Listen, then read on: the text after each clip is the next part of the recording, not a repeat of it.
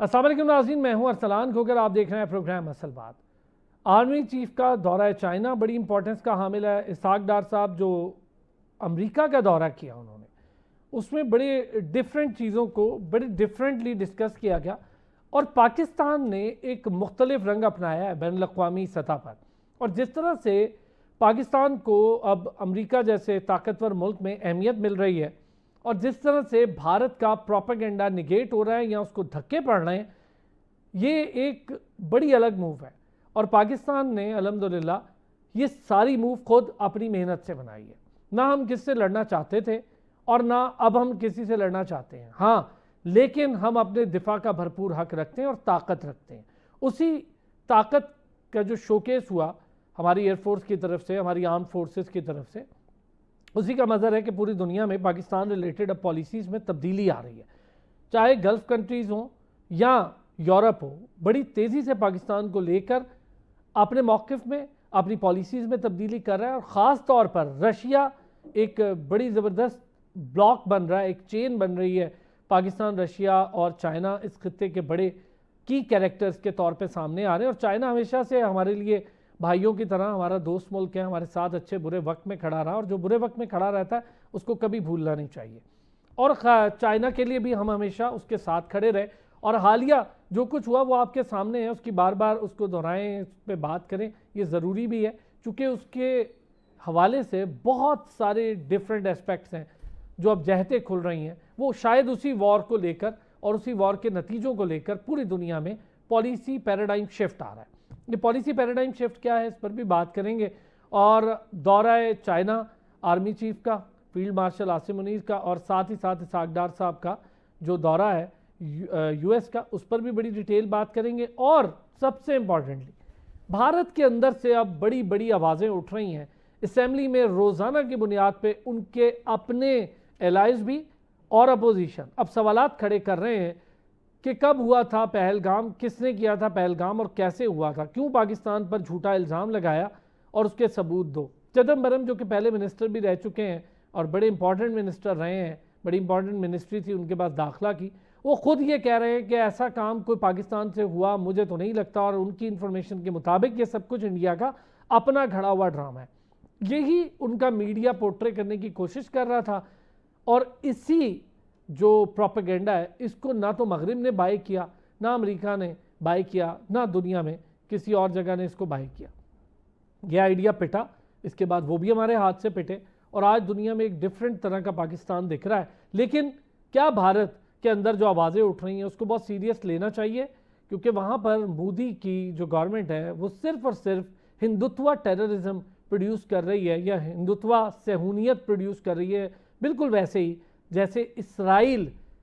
ये सारा आप जितना चीज़ें, चाहे वो आबादी के तनासुब की तब्दीली हो, चाहे कत्लो गारतगिरी हो, नस्ल कुशी हो, सारा वही एक पैटर्न है। इन सारी चीज़ों पर बात करेंगे। एहसामुल हक साहब ने हमें ज्वाइन किया है, माहिर चीनी उमूर है, CGTN के साथ उनका ताल्लुक़ है। डॉक्टर सुंदर मुस्तकीम ने हमें ज्वाइन किया है, माहिर आलमी उमूर है, हमारे साथ मौजूद है। डॉक्टर सईदुज़्ज़मा साहब, माहिर आलमी उमूर है। बहुत शुक्रिया, तीनों हज़रात हमारे साथ मौजूद। एहसाम साहब, अभी हमने देखा हालिया बड़ी इंपॉर्टेंस रखता है फील्ड मार्शल का दौरा है चाइना, और दूसरी तरफ हमने देखा कि इंडियन जो एक वफ्द है उसने भी दौरा किया। तो कैसे इसको डिफ्रेंशिएट करेंगे आप, इन दो दौरों और इसकी अहमियत को? बहुत डिफरेंस है। और वो इस तरह से कि जो पाक भारत जंग थी 4 रोजा, उससे कबल इंडिया और चाइना के ताल्लुकात जो है वो इस नहज पर आ गए थे कि फ्लाइट्स के दोबारा डायरेक्ट होने की बात हो रही थी, जो कि कोविड के ज़माने से बंद थी। फिर जो सरहदी तनाज़ा है, जो आबी तनाज़ात हैं, उस पर कुछ ना कुछ डेवलपमेंट आगे बढ़ रही थी। लेकिन जूं ही वो वक्त आया और उसके बाद से जो कुछ हुआ, फिर सबसे बड़ा कसूर मैं समझता हूँ चाइना ने तो एक स्ट्रेटेजिक जो उनका जो एलानिया था, उस पर बयानिया था, और जो उनके ताल्लुकात थे पाकिस्तान के साथ, उन्होंने उसका साथ दिया और हिमायत की। लेकिन साथ ही उन्होंने खासी हद तक ये पोजीशन भी ली कि वो इंडिया को भी अपना पड़ोसी मानते हुए उनके साथ बातचीत करने और उनको इस जंग को रोकने का बार बार कहते रहे। लेकिन जो असला मैं समझता हूँ कि जो इंडियन मीडिया और इंडियन गवर्नमेंट की तरफ से बाद में जो बयान आता है, उसने चीजों को बहुत ज्यादा खतरनाक कर दिया है अब इन ताल्लुकात के हवाले से। अब गो के कोशिश की जा रही है, अभी हालिया SCO समिट जो वज़राए ख़ारिजा की थी उसमें भी जयशंकर साहब आए, उन्होंने मुलाकात भी की, कई और मुलाकातें भी हुई। यहाँ उन्होंने रूस के वक्त से भी मुलाकात की, वजीर ख़ारिजा से, दिफाई मुआहिदों की भी कुछ बातें हुई हैं। लेकिन चीन में मैं समझता हूँ कि अब इस हवाले से कुछ थोड़ा सा यूं समझें कि एक डिस्टेंस खुद ब खुद क्रिएट हुआ उन बयानात के बाद, क्योंकि यहाँ के ऑफिशियल मीडिया ने भी ये रिपोर्ट किया कि भारत अपने इल्जामात के बजाय जो उसका किरदार है खित्ते में उसके हवाले से गौर करे और उसको समझने की कोशिश करनी चाहिए भारत को। ये ऑफिशियल मीडिया की तरफ से भी सारी चीजें सामने आई जब बहुत ज्यादा बयानात चीन के खिलाफ आ रहे थे। तो एक तो चीन उसको पसंद नहीं कर रहा जो कुछ कहा जा रहा है, क्योंकि हम जानते हैं कि स्ट्रेटेजिकली जो चीजें हुई हैं उसके अलावा पाकिस्तान की अपनी सलाहियत थी और उसको ये रंग देना ये एक नेगेटिव रंग था। अगर पाकिस्तान के दौरे की आप बात करें आर्मी चीफ के, फील्ड मार्शल सैयद आसिम मुनीर साहब के, तो वो बहुत लाउड एंड क्लियर है बहुत सारी वजूहात की वजह से। सबसे पहले तो जो आलमी तनाज़ात हैं उसमें पाकिस्तान फौज के जो किरदार के हवाले से जो बातें हो रही हैं, चाहे वो अमेरिका करे चाहे वो चीन करे, खुद आर्मी चीफ के यहाँ दौरे से कबल और इससे कबल भी ISPR ने ये कहा कि पाकिस्तानी फौज एक स्टेबलाइजर का किरदार अदा करती रहेगी, और यही बात चीन में भी हुई है उन मुलाकातों में जो आर्मी चीफ ने की हैं।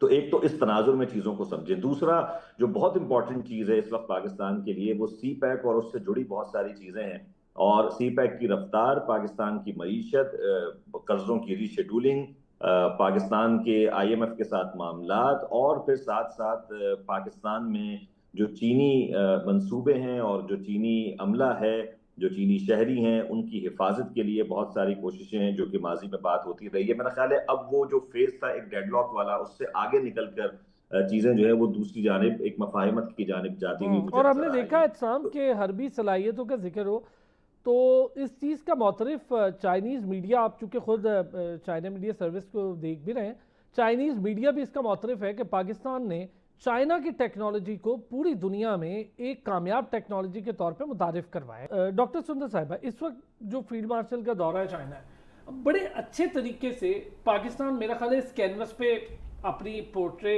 बना रहा है। और सबसे अच्छी चीज़ ये, एक तरफ चाइना है एक तरफ अमेरिका है, दोनों के साथ एक बैलेंस के साथ अपने ताल्लुकात को ट्रेड की बुनियाद पे, हरबी सलाहियतों की बुनियाद पे, स्ट्रेटेजिकली कश्मीर के मसले को ले लें, हत्ता के ईरान के मामलात को ले लें, इसराइल के साथ पाकिस्तान ने बड़ा इंपॉर्टेंट रोल प्ले किया, गजा पर पाकिस्तान ने बड़ा ज़बरदस्त स्टैंड लिया, हमारे पास वो चेयर आई अक़वाम मुत्तहिदा की, उसमें भी हमने इन सारी चीज़ों को आगे रखा। इसको कैसे देख रही है, ख़ासतौर पर इन दो दौरों की अहमियत? पहले ज़रा हम चाइना वाले मामले को देख लेते हैं। जी thank you. Field marshal Asim Munir sahab का जो है पहले दौरा है अमेरिका और फिर दौरा है चीन जो है, ये दौरे इट्सेल्फ एक बहुत स्ट्रेटेजिक अहमियत के हामिल है। इट्स अ डिप्लोमेटिक विन, ये एक सफारती जीत है पाकिस्तान की कि एक दिहाई के बाद पाकिस्तान ने अपनी वो खोई हुई पोजीशन दोबारा से बहाल करने में कामयाब हुआ है। जो शायद हमने देखा मुशर्रफ दौर में जो थे बहुत ज़्यादा आर्मी चीफ़ के दौरे होते थे और फिर मुख्तलिफ वज़राए आज़म के दौरे रहे हैं, लेकिन अब जो हम कहीं थोड़ा सा इंटरनेशनल आ रहे हैं, हम थोड़ा सा स्टेप बैक कर गए थे पिछले 5-10 साल में, thanks to operation Sindoor and special thanks to India, जिसने हमें ये मौका दिया कि हम अपनी सलाहियतों को जो एक बार फिर से दुनिया के सामने हम बुरे काट लें और बताएं कि जनाब अच्छा। एक बात जो आप लोग कह रहे हैं कि चाइनीज़ टेक्नोलॉजी को बहुत ज़्यादा हाईलाइट किया गया, तो लेट मी शेयर कि 90% जो थी हमारी टेक्नोलॉजी ऑपरेशन बनियाल और मरसूस में पाकिस्तान की अपनी थी। मैन पावर 100% हमारी थी, 90% हमारे अपने रिसोर्सेज थे, हमारी अपनी टेक्नोलॉजी थी। जैसे दुनिया को ये खास मैसेज आता है कि we are so technologically advance country, और ना सिर्फ हम लोग डिप्लोमेटिक सफारती मैदान में जो है एक के बाद दूसरा हमारे वज़ीर ख़ारजा का, हमारे आर्मी चीफ़ का एक के बाद दूसरा दौरा जो है ना सिर्फ सफारती जीत है, बल्कि हमने देखा कि मैन पावर में भी कोई पाकिस्तान का सानी नहीं है और 90% टेक्नोलॉजी हमारी अपनी इस्तेमाल की गई थी। और अब मतलब जितना वो 10% अगर भारत जो है चाइना की जो 10% टेक्नोलॉजी हमने मुख्तलिफ अगर ममालिक के ख़ासतौर पर चीन की इस्तेमाल की, तो उसी से डर गए हैं कि अगर भारत ने दोबारा पाकिस्तान पे हमला करने की कोशिश की तो वो देखें कि मैन पावर पाकिस्तान की, अगर टेक्नोलॉजी चाइना की होगी तो।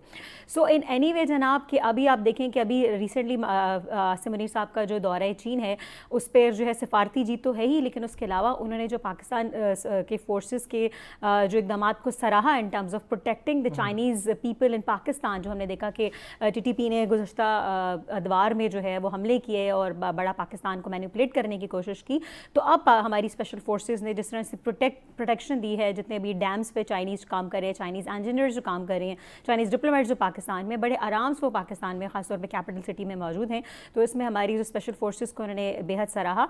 और स्ट्रेटेजिक पार्टनरशिप का लफ्ज़ हमने बार बार सुना कि चाइना पाकिस्तान के साथ स्ट्रेटेजिक पार्टनरशिप, तो इंटरनेशनल एरेना में जो बार बार डिप्लोमेटिक विन और स्ट्रेटेजिक पार्टनरशिप के अल्फाज जो गूंजे जा रहे हैं इंटरनेशनल रिलेशंस में, हमने देखा कि एक बार फिर से दौरे अमेरिका के बाद, कामयाब दौरे चीन के बाद फील्ड मार्शल के, एक बार फिर से पाकिस्तान अपनी सफारती पोजीशन को रीगन करने में इस दौरे के तवस्सुत से कामयाब हो गया। बेहतर तरीके से हम सफारती फ्रंट पर प्ले कर रहे हैं। जी बिल्कुल बेहतरीन तरीके से कर रहे हैं हम। आप देखें पॉलिटिकली मिलिट्रली वाइज हमने देखा काइनेटिक मीन्स ऑफ कितने बेहतर तरीके से पाकिस्तान ने इस्तेमाल किया ऑपरेशन बनियानी और मरसूस में, और मतलब इस ऑपरेशन के तवस्सुत से उसके बाद से पाकिस्तान जो है डिप्लोमेटिकली, फाइनेंशियली, इकोनॉमिकली तो पाकिस्तान बेहतर पोजीशन गेन कर ही रहा है। और इस खत्ते में अगर आप देखेंगे चाइना के बाद बांग्लादेश के साथ पाकिस्तान के जितने बेहतरीन मरासिम इस्तवार हो रहे हैं, और इससे बड़ा ख़तरा लाहक हो गया जनाब इंडिया को कि उनका ख्याल था कि हसीना वाजिद को उन्होंने जो है हुकूमत को जैसे उन्होंने मैनिपुलेट या सरेंडर उनके आगे शायद बांग्लादेश की हुकूमत कर गई थी, तो हसीना वाजिद के बाद से जो है पाकिस्तान बांग्लादेश की और ख़ासतौर पर जो तिजारत है पोर्ट्स के जरिए, उससे बड़ा एक सही बात है। अच्छा, डिफरेंट एस्पेक्ट होगा इस खित्ते के लिए। अभी रिसेंटली हमने देखा कि एशिया कप यानी क्रिकेट का वो टूर्नामेंट जिसको लेकर भारत खराबी पैदा करना चाह रहा था, उस पर जी हाँ बांग्लादेश ने साथ दिया और बड़े अच्छे तरीके से हमने उस मूव को प्ले किया और सारे ममालिक को एक बार इकट्ठा करके तो हमने क्रिकेट की बर्बादी भी रोकी। ये भी बड़ा इंपॉर्टेंट है। अच्छा डॉक्टर सईद साहब, बड़े अच्छे तरीके से आप देखें कि एक तरफ अगर चाइना का दौरा होता है तो दूसरी तरफ यूरोप का, अमेरिका का दौरा भी चल रहा होता है, और दोनों इंपॉर्टेंट शख्सियात हर जगह जा रही होती हैं। खास तौर पे फील्ड मार्शल का ये दौरा 3-4 हवालों से, मैं एक हरबी सलाहियतें उसमें बेहतरी के हवाले से कितनी इंपॉर्टेंस रखता है, फिर इंडिया का वहाँ पर दौरा हुआ, इंडिया का वफ्द आया, उसके काउंटर पे हमारा ये बड़ा अहम दौरा होगा। स्ट्रेटेजिक पार्टनरशिप जिसका बार बार जिक्र हो रहा है, हम किन बुनियादों पे इसको मजीद ताकतवर होता देखेंगे। तीसरा, जब से सीपैक को one belt one road initiative के तौर पर हमने लिया है तो हमारा ये रास्ता रशिया तक खुल रहा है। बहुत शुक्रिया अरसलान साहब मदू करने के लिए। देखिए पाकिस्तान को अगर हम देखें, भारत की तरफ से बिलखुसूस कहा जाता था कि पाकिस्तान आइसोलेशन का शिकार हो गया, और पिछले 2 तिहाइयों से तकरीबन यही राग लापा जा रहा था। लेकिन जैसे डॉक्टर सुंदर साहिबा ने फरमाया कि पाकिस्तान सेंट्रल स्टेज पे आ चुका है। अब चाहे रवाबित यूनाइटेड स्टेट्स ऑफ अमेरिका के साथ हो या चाइना के साथ, आप देखिए कि पाकिस्तान एक कलीदी किरदार अदा कर रहा है रीजनल और इंटरनेशनल अफेयर्स में। यकीनन ये पाकिस्तान की कामयाबी है डिप्लोमेटिक फ्रंट पे, और पाकिस्तान की फॉरेन पॉलिसी को मैनेज करने वालों को सराहना चाहिए। बहुत अरसे से हम इंतजार कर रहे थे कि पाकिस्तान एक ऐसी स्ट्रेटेजी के साथ जाए जहां पे एक बैलेंस हो। आई मीन टू से, अगर अभी आप पाकिस्तान की फॉरेन पॉलिसी को देखें तो पाकिस्तान हैचिंग स्ट्रेटेजी के साथ जा रहा है, या दूसरे लफ्जों में मल्टी वेक्टोरल फॉरेन पॉलिसी के साथ जा रहा है। डॉक्टर साहब, इसके पास में हमने बड़ी कमी देखी थी। हम हमेशा इस पे एम्फसाइज करते थे कि हम दो तरफा एक साथ बेहतर तरीके से मगरिब को, अमेरिका को और चाइना और इस खित्ते को क्यों नहीं मैनेज कर सकते। अब हम देख रहे हैं बहुत अच्छे से मैनेज कर रहे हैं, और ये बड़ा पॉलिसी हमारी अपनी भी जो एक फॉरेन पॉलिसी उसके अंदर भी ये बड़ी सोच का डिफरेंस पैदा हुआ है। आपने बिल्कुल सही फरमाया, लेकिन साथ में मुझे एक नुक्ता की तरफ इशारा करने दीजिए। अगर पाकिस्तान को आप 1960s या 70s के पाकिस्तान को देखें तो पाकिस्तान ने चाइना और यूनाइटेड स्टेट्स ऑफ अमेरिका में एक रोल प्ले किया, आई मीन टू से फैसिलिटेटर का, और देखिए कि दोनों के माबैन ताल्लुकात बेहतर करने के लिए वो जो पाकिस्तान का किरदार था यकीनन वो तारीखी है। मुझे लगता है कि keeping in view the current circumstances, जिस तरीके से पॉलिटिक्स इवॉल्व कर रही है, पाकिस्तान को दोबारा वो रोल मिलने जा रहा है, क्योंकि यूएस और चाइना के बीच में जो कंपटीशन है अरसलान साहब वो बहुत टफ है और वो इंटेंस होता जा रहा है। तो पाकिस्तान एक ऐसी कंट्री है जिनके दोनों के साथ बहुत अच्छे रवाबित हैं, और पाकिस्तान एक रोल प्ले कर सकता है दोनों के ताल्लुकात को बेहतर करने के लिए। पाकिस्तान यकीनन all weather strategic cooperative partnership के साथ जाता है चाइना के साथ, तो दूसरी तरफ Pakistan United states of America का मेजर नॉन नेटो एलाय है। अब देखिए कि पाकिस्तान की जियो पॉलिटिकल जियो इकोनॉमिक सिग्निफिकेंस मौजूदा दौर में कितनी बढ़ गई है। पाकिस्तान की जो फॉरेन पॉलिसी है, मैं समझता हूं कि दुरुस्त में है। और हमें क्या करना चाहिए, हमें अपने नेशनल इंटरेस्ट पे फोकस करते हुए ज्यादा से ज्यादा ब्लेसिंग्स एंड बाउंटीज बटोरनी चाहिए। और ये हर रियासत का हक है। हम ये नहीं चाह रहे कि सिर्फ हमें ही ब्लेसिंग्स मिले। हमें अपनी पोजीशन को सामने रखते हुए अपने दोस्तों को या अपने पार्टनर्स को सपोर्ट करना चाहिए। और फॉर श्योर हमें अपनी कैपेबिलिटीज, बी दैट पॉलिटिकल, अच्छा, बी दैट एक चीज इकोनॉमिक, खास तौर पर भारत का जो एक प्रोपेगेंडा नैरेटिव है उसको काउंटर कैसे करना है, इस पॉलिसी को कैसे हमने एक साथ लेके पैरेलल एक साथ लेके चलना है, मगरिब और अमेरिका के लिए भी, चाइना, रशिया अपने खित्ते के, और सऊदी अरब और ईरान और इन ब्लॉक्स के लिए भी, चूंकि ये भी एक बड़ा डिफरेंट है। दूसरा, बुनियादुल मरसूस के बाद की कामयाबियां हम समेट रहे हैं, लेकिन इसको मल्टीप्लाई भी करते चले जा रहे हैं। वापस जरा आएंगे ब्रेक से, इस पर भी बात करेंगे, और फिर इस वक्त जो भारत के अपने अंदर से आवाज़ें उठ रही हैं उस पर भी बात करेंगे। एक ब्रेक लेते हैं, एक बार फिर खुशामदीद कहेंगे। अच्छा एहसाम, हम ज़रा ये जानना चाहेंगे आपसे कि एक तरफ हम पाकिस्तान अपनी बेहतरीन, मजबूत और मरबूत पॉलिसीज़ और दोस्ती का रिश्ता कायम रखते हुए, ये तो हमेशा का रिश्ता है चाइना के साथ, एक तरफ इसके साथ चल रहे हैं, और हम उसी वक्त देखते हैं कि हमने पैरेलल दूसरी तरफ भी पूरी दुनिया के साथ कटना नहीं है तो हम अमेरिका के साथ चले। क्या चाइना में इसको लेके कोई ऐसी तशवीश या कोई बात है, या चाइना इन सारी चीज़ों को पहले से समझता है? मेरा अपना जाती ख्याल ये है कि चाइना इस चीज़ को बेहतर तौर पर समझता है। अभी डॉक्टर सईद साहब जो बात कर रहे थे, मैं उसको लेकर थोड़ा सा आगे बढ़ूंगा और आपके सवाल का जवाब दूंगा। ये 1960s या 70s नहीं है, पहले तो हमें इसको मानना चाहिए। उस वक्त चाइना की पोजीशन बहुत डिफरेंट थी, अमेरिका बहुत डिफरेंट पोजीशन पे था। आज अमेरिका डिक्लाइनिंग स्टेज पर है, चाइना राइजिंग स्टेज पर है। तो वो सब्र और वो तहम्मुल आप अमेरिका से एक्सपेक्ट नहीं कर सकते जो उस वक्त चाइना ने शो किया।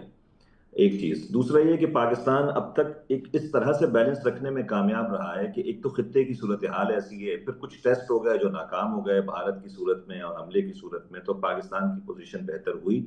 लेकिन कुछ इंटरेस्ट हैं अमेरिका के जिसका पूरा होना जरूरी है उनके लिए, और कुछ हालात ऐसे हैं रेयर अर्थ मेटल्स के और माइनिंग के हवाले से जिसके लिए वो पाकिस्तान पर अभी उस तरह का दबाव नहीं डाल रहे, और इंडिया से वो मायूस हैं। तो ये सिचुएशन पाकिस्तान की फेवर में है। लेकिन दूसरी जानिब अमेरिका में इस वक्त जो सरबराह बैठे हैं उनसे आप किसी भी किस्म की तवक्को कर सकते हैं अकॉर्डिंग रिगार्डिंग हेजेमनी और ताकत की सियासत और जो भी आप उसको उन्होंने नाम तो दें। सारे प्रेसिडेंशियल और डिप्लोमेटिक नॉर्म्स तब्दील करके रख दिए हैं डोनाल्ड ट्रंप ने। तो बिल्कुल मेरा अपना ये ख्याल है अरसलान कि किसी भी लम्हे जब अगर उनके हाथ से गेम उनको बाहर जाता हुआ दिखाई देगा तो पाकिस्तान पर एक दबाव आएगा। और मेरी ये ख्वाहिश है और हम सबकी ये ख्वाहिश होनी चाहिए कि पाकिस्तान उस वक्त, अभी तो हमारे हालात फेवर में हमारी है, लेकिन उस वक्त पाकिस्तान को माजी की गलतियां नहीं दोहराना चाहिए। और ये याद रखना चाहिए कि आप पड़ोसियों को नहीं बदल सकते, ये इस सोच के साथ। और इस वक्त जो रीजनल डेवलपमेंट है और रीजनल कनेक्टिविटी है जिसका पाकिस्तान एक बहुत इंपॉर्टेंट हिस्सा है, मेरा नहीं ख्याल कि हम किसी भी ऐसी गलती के मुतहम्मिल हो सकते हैं। तो ऐसी सूरत के लिए हमें तैयार रहना होगा, और उस तैयारी के लिए हमारे पास सिर्फ एक एजेंडा होना चाहिए, और वो होना चाहिए इकोनॉमिक स्टेबिलिटी, जिसके लिए हमें हर सूरत कोशिश करनी है। और यही मेरा ख्याल है इस वक्त पाकिस्तान का सबसे बड़ा चैलेंज है। बहुत सारे लोग एक चीज अगर मैं जरा शॉर्टली, बिल्कुल शॉर्टली आपसे जानना चाहूँ, खास तौर पे one belt one road initiative है, इसको लेकर पाकिस्तान के ताल्लुकात चाइना की वजह से अगर हम ले लें कि चाइना का इसमें इनिशिएटिव बहुत ज्यादा है, तो क्या हमारे ताल्लुकात पहले से बहुत बेहतर हुए हैं रशिया के साथ? माजी के मुकाबले में तो बहुत बेहतर कंडीशन में।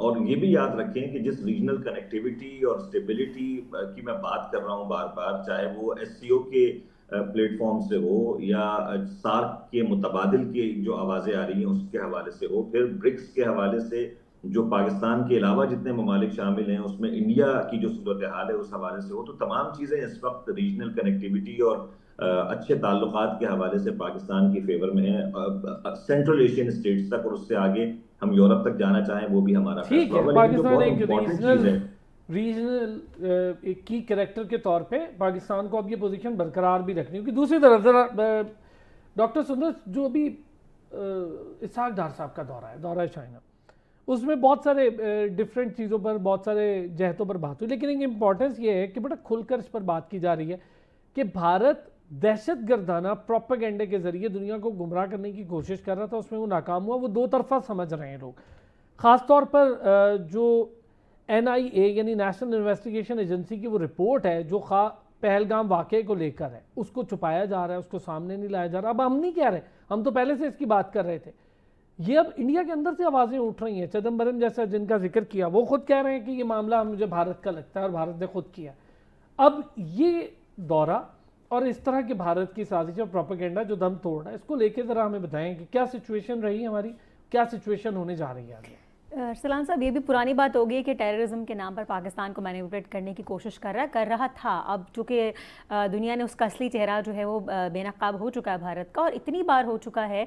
आप देखें कि it all starts from target killing. जब भारत ने करने की कोशिश की थी पाकिस्तान में, कराची में की, तो किसी ने नहीं माना। पाकिस्तान ने जब आवाज़ उठाई कि भारत के अंदर से हो रही है, कैनेडा में जब हुई तो जस्टिन ट्रूडो ने बहुत कहा जनाब भारत कर रहा है, तो फिर से खालिस्तान की तहरीक की आड़ में जो है वो आवाज़ दरबा दी गई। लेकिन जब न्यूयॉर्क में टारगेट किलिंग प्लान की गई, तब से अब तक जो है वो एक स्ट्रॉन्ग स्ट्रेटेजिक पोजीशन यूएस की डिक्शनरी में भारत गेन कर रहा था। उसने खुद अपने पांव पे कुल्हाड़ी मारी, और तब से अब तक, और जैसे मैंने कहा बनियादुल मरसूस के तवस्सुत से अब मतलब ये कि ना सिर्फ भारत के अपने अंदर से आवाज़ उठ रही है। आप देखिए कि उनके जो एयरफोर्स ऑफिसर है उन्होंने खुद कहा जनाब साइकोपैथ्स पाए जाते हैं इंडियन एयरफोर्स में जो है जिन्होंने ये सब किया। तो आप राहुल गांधी को देखें, अपोजिशन लीडर को, जो बार बार ये बात कह रहे हैं। तो अब ये पाकिस्तान को अब देखें फॉल्स फ्लैग ऑपरेशंस का चैंपियन जो है वो भारत है। तो ये इतनी पूरी तरह बेनकाब हो चुका है कि अब ये मंजन जो है वो नहीं बिकने वाला मोदी का तीसरी बार इलेक्शन कैंपेन में, कि पाकिस्तान को एज अ ग्लैडिएटर बनाकर इस्तेमाल की जा रही है मुसलमान कार्ड पे खेलने की, या पाकिस्तान कार्ड पे खेलकर। अब तीसरी बार टेन्योर में वो नहीं जीत सकेगा मोदी जो है वो पाकिस्तान के अगेंस्ट अपने लोगों को मैनिपुलेट करने की, क्योंकि मैनिपुलेशन की भी पीक होती है, एक हद होती है। और क्या चाहता है, और जंग में हार भी गए ना, अपने ही लोगों को गुमराह करने की भी, जी अपने ही लोगों को गुमराह करने की भी एक पीक होती है ना। तो अब इंडियंस की भी आंखें खुल चुकी हैं, उनकी आम आवाम की, आम जनता की आगे खुल चुकी हैं। राहुल गांधी और अपोजिशन लीडर तो बारहा इसको आवाज़ उठा रहे थे, लेकिन जब चाइना की जानिब से, बांग्लादेश की जानिब से पूरे खत्ते में इस वक्त तनहा खड़ा है, इट्स आइसोलेटेड पोजीशन पर है। ठीक है, सो कॉल्ड नेपाल, वो कहते थे नेपाल को हम बनाने वाले हैं, सेकंड हिंदू कंट्री है, तो वो उनकी तो खुद अपनी चाइना के साथ कितनी अच्छी दोस्ती है। ठीक है, सेंट्रल एशियन ममालिक, आपने बेल्ट एंड रोड का बात की, उज़्बेकिस्तान और बेल्ट एंड रोड इनिशिएटिव्स, तो सभी तो पाकिस्तान के साथ हैं। तो इस तक आप देखिए पूरे साउथ एशियन रीजन में भारत के साथ खड़ा कौन है? ना नेपाल, ना बांग्लादेश, ना चाइना, ना पाकिस्तान। वो इफेक्टेड भी हैं, उन्होंने वहाँ पर दहशतगर्दी फैलाई है, इसलिए वो इफेक्टेड है। यानी भारत, मैं आपकी बात से अगर अखज़ करूँ, मुझे आपका इसमें हाँ या ना में ज़रूर चाहिए होगा कि भारत जिन जिन मुल्कों के साथ अपनी इजारादारी बढ़ाने की कोशिश करता रहा, वहीं वहीं दहशतगर्दी बढ़ी। और मतलब ये कि वो डबल गेम खेलने की कोशिश की ना, मतलब साफ नहीं चले हैं। अच्छा, ये ब्लेम गेम और डबल गेम डिप्लोमेसी नहीं होती है। डिप्लोमेसी वो होती है कि पाकिस्तान के अमेरिका के साथ भी अच्छे ताल्लुकात हैं, पाकिस्तान के चाइना के साथ भी अच्छे ताल्लुकात हैं, रशिया के साथ भी अच्छे ताल्लुकात हैं। This is what we call a perfect diplomacy, कि भारत हमेशा इस बात से इनसिक्योर है कि कैसे कर लेते हैं। और हम हमेशा चाहते भी थे कि हमें ऐसी डिप्लोमेसी की जरूरत है, और ये सबसे कामयाब है। आप क्यों किससे बिगाड़ेंगे? पूरी दुनिया ग्लोबल विलेज है, आपने सबके साथ मिलकर रहना, किसी से कुछ लेना है, किसी को कुछ देना है। डॉक्टर साहब, ये जो भारत के अपने अंदर से आवाज़ें उठ रही हैं, और इसहाक डार साहब का जो दौरा है अमेरिका, इस हवाले से ज़रा हमें बताएं, क्या इसकी सिग्निफिकेंस देख रहे हैं? अरसलान साहब, देखिए, जहाँ तक इंडिया की बात है तो मैं तो अक्सर औकात मुख्तलिफ फोरम्स पे यही बात करता हूँ कि इंडिया को किसी से खतरा नहीं है, अपनी एक सोच से है, अपनी आइडियोलॉजी से है। जैसे डॉक्टर सुंदर साहिबा ने फरमाया कि अपने लोगों को कब तक धोखा दोगे, कितना धोखा दोगे। ये जो हिंदुत्व की आइडियोलॉजी है और ये जो बीजेपी आरएसएस का जो नेक्सस है, इसने, वो कहते हैं ना कि इसने पूरे इंडिया को ढांप के रख लिया है, और वो एक ही तरह से सोचते हैं। और फिर आप देखिए डोमेस्टिकली अगर उनकी पॉलिसीज को देखें तो चाहे revocation of article 370 and 35A हो, या सिटीजन अमेंडमेंट एक्ट जैसी कानून साजी हो, या आपको मॉब लिंचिंग जा बजा नजर आती है इंडिया में, तो ये क्या है? ये एक शिद्दत पसंदी है। वो इंडिया जिसकी सिविल सोसाइटी किसी जमाना में मशहूर थी कि वो ह्यूमन राइट्स के लिए आवाज उठाते हैं, कहाँ है वो? और पूरी इंडिया में तमाम हर तरफ अक्रॉस दी स्टेट्स आपको एक शिद्दत पसंदी नजर आती है। यहाँ तक कि जैसे शुरू में आपने कहा, उनकी स्पोर्ट्स में भी आपको शिद्दत पसंदी नजर आने लग गई है। डॉक्टर साहब, अभी ना हालिया अगर मैं जिक्र करूँ, खास तौर पे उनकी असेंबली के सेशंस अगर देखूँ, चाहे वो उनकी प्रोविंशियल लेवल की असेंबलीज हों या नेशनल लेवल की असेंबलीज हों, उसके सेशंस आप देखें, तो बड़ा वाज़े एक डिफरेंस नज़र आ रहा है कि इंडिया के अपने अंदर से उसकी अपनी हुकूमत, उसकी अपनी सोच के ख़िलाफ़ आवाज़ें उठ रही हैं। ये एक बड़ी अहम मूव होगी इस टाइम इंडिया के अपने अंदर, और आपको तो पता है कि 21 के करीब छोटी बड़ी अलहदगी की तहरीकें भी चल रही हैं। अरसलान साहब, सैकड़ों की तादाद में अलहदगी की तहरीकें इंडिया में। दूसरी तरफ अगर आप देखें तो उसके हमसाया मुल्क इंडिया से दूर जा रहे हैं।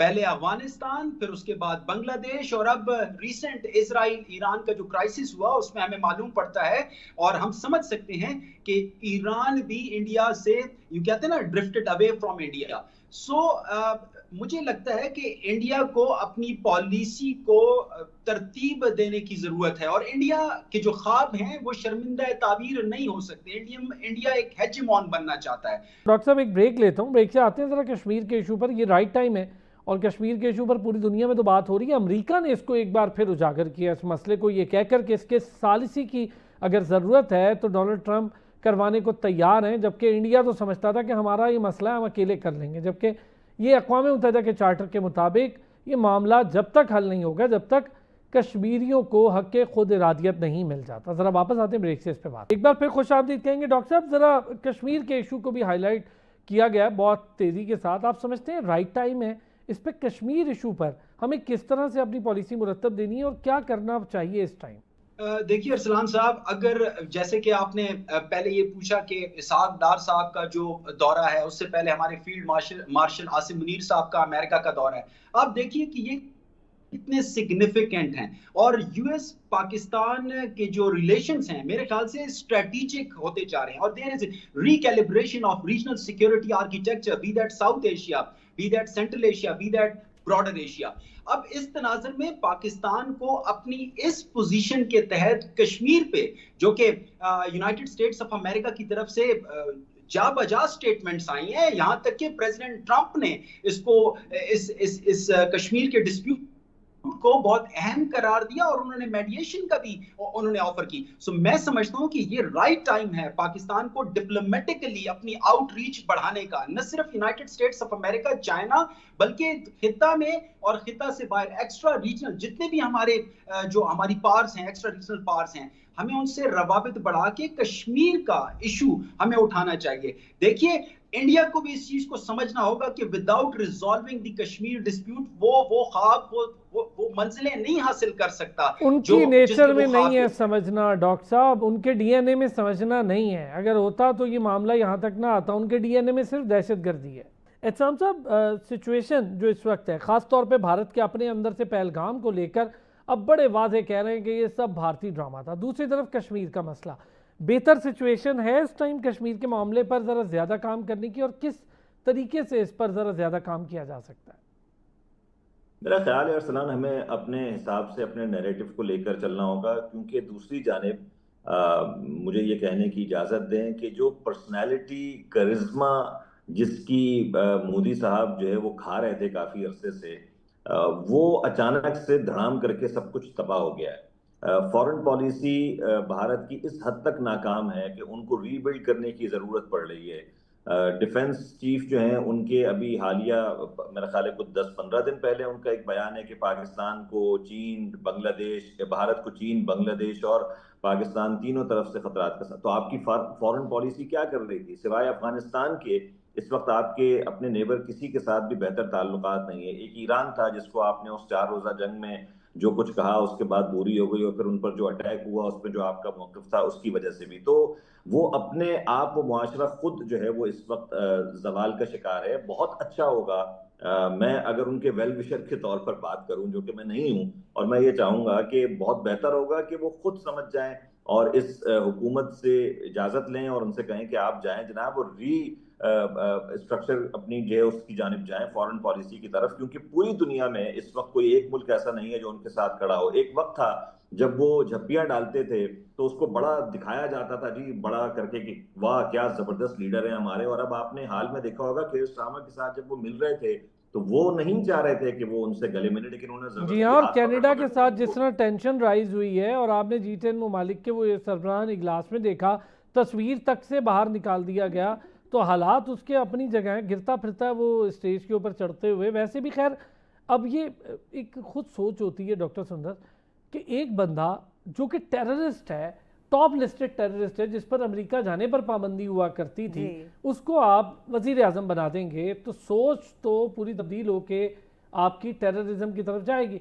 इस वक्त क्या सिचुएशन है अगर हम कश्मीर को लें, ख़ास तौर पे भारत ने जिस तरह से जुल्म बर्बरियत इंडियन ऑक्यूपाइड कश्मीर में कर रखा है?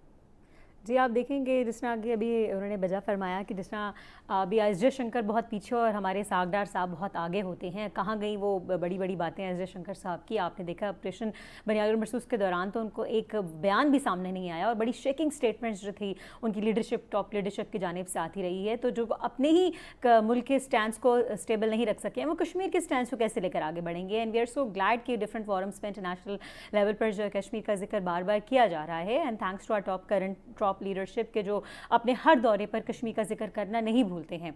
सो अब पाकिस्तान की पोजीशन इतनी एक बार फिर से स्ट्रांग हुई है तो कश्मीर का जिक्र बारहा किया जा रहा है और अगर इसी तरह ये करते रहे तो वो दिन दूर नहीं है कि कोई ना कोई कॉन्फ्लिक्ट रेजोल्यूशन की तरफ हम जाएंगे। और हमें इस वक्त भारत की इस वीक पोजीशन का फ़ायदा उठाकर जो है कश्मीर को बार बार हाईलाइट करते रहना चाहिए।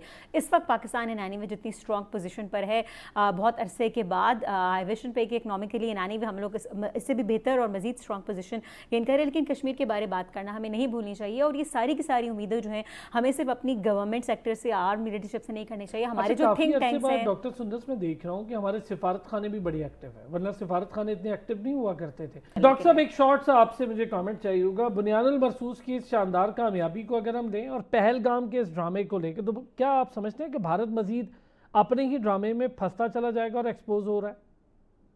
आपने बिल्कुल सही फरमाया अरसलान साहब। मुझे लगता है कि वो खुद ही एक ऐसी सिचुएशन में जिसे कहते हैं ना बंद गली में दाखिल हो गया है। मैं तो समझता हूं कि इंडियन पॉलिसी मेकर्स, अगर आप उनके पॉलिसी मेकिंग को देखें तो इंतहाई इर्रेशनल बिहेवियर के साथ जा रहे हैं। उसकी अगर मैं आपको एक एग्जांपल दूं, यूनाइटेड स्टेट्स ऑफ अमेरिका ने, प्रेसिडेंट ट्रंप ने एक अहम रोल प्ले किया कॉन्फ्लिक्ट डी एस्केलेशन में। ये जो 4 डे क्राइसिस हुआ बिटवीन इंडिया एंड पाकिस्तान 6-7 मई से 10 मई तक, अब ये एक ऐसा रोल था जिसको पूरी दुनिया ने सराहा, बल्कि प्रेसिडेंट ट्रंप बारहा कह चुके कि हमने एक बड़ी जंग रोकी।